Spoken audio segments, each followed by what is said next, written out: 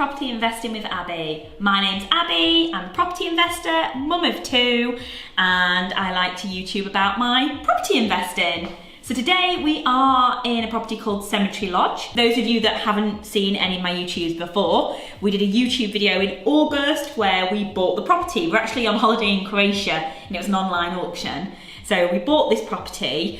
This was really run down. We had local scallywags, shall I say, come in. They ripped all the copper pipe out and it was in such a mess. We bought it and about 2 weeks later we had the local kids shooting pellet guns through every window. So we had a big job to do here. So we have transformed this into a 4-bed house.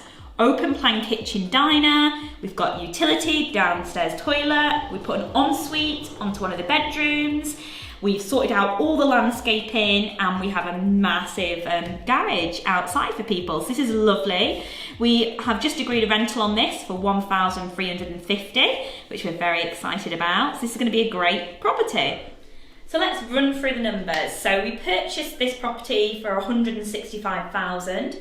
We spent $79,000 on it just because it's a huge big property. It's nearly 1,700 square foot, so there's a lot to do. And we had to re-pipe the whole house, rewire, new boiler, new kitchen, new bathrooms, everything you see today, plus the landscaping, and we put in a driveway out front for cars, so that costs a lot. So yeah, $79,000.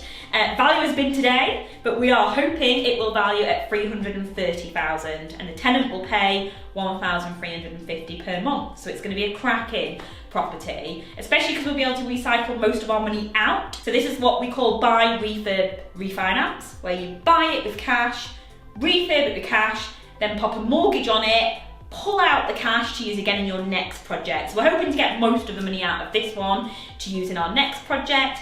The tenant will go in and this should cash flow for about $700 a month after we've paid our mortgage, all our costs. So yeah, it'll be a cracking buy to let to have. This house, when we bought it, was a 3-bedroomed house and we turned it into a 4-bedroom. Now we haven't done much with stud walls, moving things around. We literally decided downstairs was so big, we could do a big nice kitchen diner and a nice living room and utility that we would use one of the downstairs rooms as a bedroom. Now, this is getting more and more popular as more people need downstairs bedrooms. So we have children with disabilities, which meaning they can't get upstairs very easily. A lot of people like elderly relatives living with them. So this makes an ideal bedroom, and it's big, we can get the wardrobes in. Now we wouldn't have done it if we didn't have enough rooms downstairs. The square footage of this property downstairs is 1,100 odd square foot. So we had enough space to do it. So I wouldn't do it if you can't. But if you can, then definitely thumbs up having a downstairs bedroom. So the only perceived downside with this property is its neighbour is a cemetery. Hence the property is called Cemetery Lodge. So people could see it as a downside because not many people like living next to a cemetery. But actually, in the whole house, there is only one window you can see the cemetery from, and it's this one in the 2nd bedroom. So only one window. The other thing is it's incredibly quiet, and all the people that walk down to visit the cemetery are just so lovely. So yeah, I think it's all right as long as we get the tenant that's not going to be put off by the cemetery. Which, to be fair, we haven't. We've got about 30 people waiting to view this property, so I don't think they're put off at all, and they can see the size and the land we've got here. So this is a family bathroom, which I think is lovely, really nice size. You've got the towel radiator there, but it's just a lovely size for a bath. We've got a shower head over the bath here, so they can shower, but we didn't have, because the roof is like that, we couldn't put a shower on. So what we decided to do is we created a big ensuite with a big shower, and I'll show you that now. So this room was quite big and square, but you'll see anyway we've got the square footage. So what we did is we added this quite a big ensuite, so it goes from all the way down there and all the way here, and I just love what we've done. And this is it. So huge big double shower look. Don't like small squish showers, so we thought that was important, and especially for it being the one big shower in the property, we thought it would be ideal. But yeah, cracking. En-suites add value. Adding en-suites, more people now than ever want downstairs loo, ensuite, big family bathroom. So really important when you're looking at redesigning a house. So I want to show you something a bit cool about this property. But first of all, look at all the keys I've got for it.